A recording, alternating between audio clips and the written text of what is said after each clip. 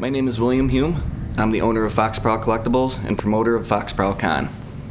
I was born in the early 70s, which was a great time to be around because by the time I was old enough to be influenced by pop culture, all the big heavy hitters at the time were Mad Magazine, Godzilla, Star Wars, Kiss, all that, and it just hit me and influenced me so much. It was larger than life. I asked for all the toys and stuff for Christmas and my birthday. I just couldn't get enough of all that. And I obviously have never outgrew it. I attended a bunch of Doctor Who conventions in the 80s, which was great because I got a chance to meet my idols, these actors that worked on the show that was filmed overseas. That was cool, but my favorite part of the convention was actually the dealer's room. I couldn't get enough of all the different various merchandise I could buy. I loved seeing it all. I've been in working bands since 1989 and learned a lot from the bands about marketing and promoting an image and getting people interested in what you're trying to sell and getting people to attend the shows. At that time, I was also working jobs as a carpenter, delivering furniture and appliance. Nothing that had anything to do with business or being in business. Had no interest at this point. And then along comes 1999 and my introduction to a thing called eBay. That changed everything. I had to come up with a username for my eBay account, so being the type of person I am, I had to invent something, had to be original, I had to come up with something. So I ended up coming up with Foxprowl. The Fox is derived from Eric Carr, Kiss's former drummer, who wore the Fox makeup, and ironically enough, the name of the doctor who delivered me. The Prowl comes from a band I played in for a number of years right here in Batavia called Prowler.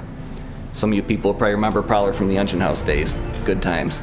Being on eBay, I realized I could buy and sell things that I had a love and passion and a lot of knowledge about for a profit. I could do my hobby for a living. I started selling on my bedroom computer, then ultimately graduated to the basement office I set up.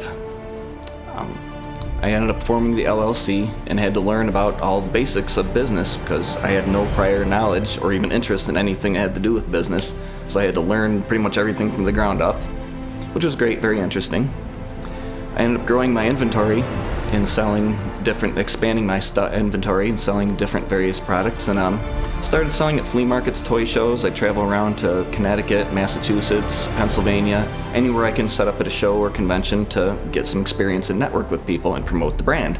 I ended up setting up an Antique World flea market. I had a permanent stand there for a year and a half. I was there every single Sunday, which proved my dedication to myself because I still played in the band. I didn't get home till about 3 in the morning Saturday nights, and then I would get up at like 6 in the mornings every Sunday and then go and sit at the flea market, a lot of times to make no money, but I still did it.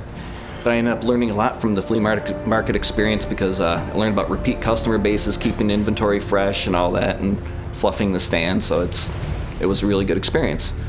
Which led to August 2010, I ended up opening a bricks and mortar store right here in Batavia. My dream was realized. My wife Joy and my dog Teddy and me worked 24/7 to promote the business in the new store. We had to get the word out there. We put flyers all over and had to convince people to come check it out. We opened during the recession, so we were selling non-necessities. People weren't that interested in coming out and buying $20 Star Wars figures, so we really had to pound the pavement to get the word out there, which ended up working out pretty good. I ended up acquiring wholesale accounts with various companies around the world, NECA, Funko. I get Godzilla stuff direct from Japan to widen the area of expertise and provide more of a service for the people. The business was successful enough where I was ultimately able to hire employees. Enter Tim Schieffer and Wayne Stoller. They brought points of view and a great dynamic to the business that I previously did not have, and they've been tremendous assets, and they're both still with me to this day. I ended up getting wrestlers and celebrities to come down to the store to do in-store appearances like autograph signings and take pictures with fans, and that really helped to attract a lot of people who would come down to meet their heroes and their idols. They would drive for hours just to come in and in turn check out and see the store, and I got a lot of repeat business out of that. I ended up moving the store right downtown into the heart of the city, right onto Main Street. That gave me an opportunity to contribute and be a part of a lot of the great downtown events that Batavia holds, like the Wine Walk, the Christmas in the City, and the Scavenger Hunt. I even gave a lecture at the Holland Land Office about business and collectibles, which went really great. I ended up speaking for like a half hour longer than I should have, and I kept the people. So I'm looking forward to doing more lectures like that in the near future. Foxprowl is also responsible for bringing Foxprowl Con to Batavia in 2015.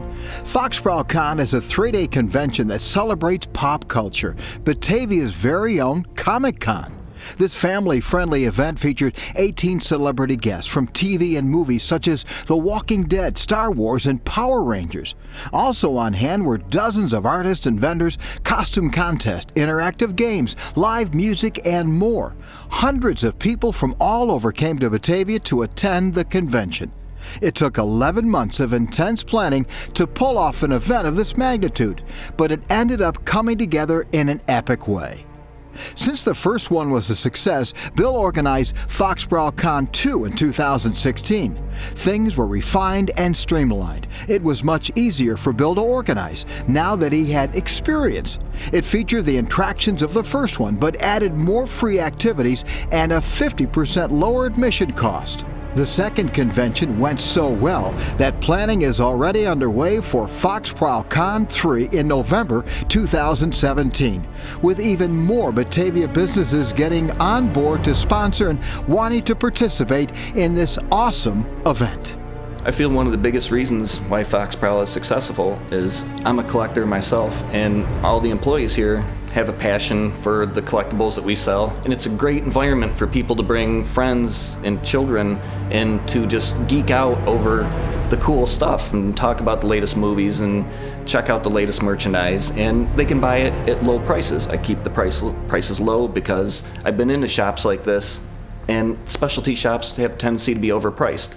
People don't just buy one comic book or one action figure. Keep the prices low enough, you'll get the repeat business. And that so far has worked pretty well for me.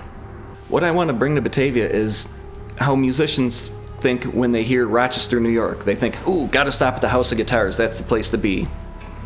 When collectors and fans of like the superhero movies and Star Wars fans and comic book fans hear Batavia, I want them to think, Foxprowl, I gotta stop there, gotta check that out. That's the place I heard about. And Foxprowl will continue to grow and expand in different areas, and the heart of it will always be in my home community of Batavia. The 2016 Entrepreneurial Business of the Year, Foxprowl Collectibles.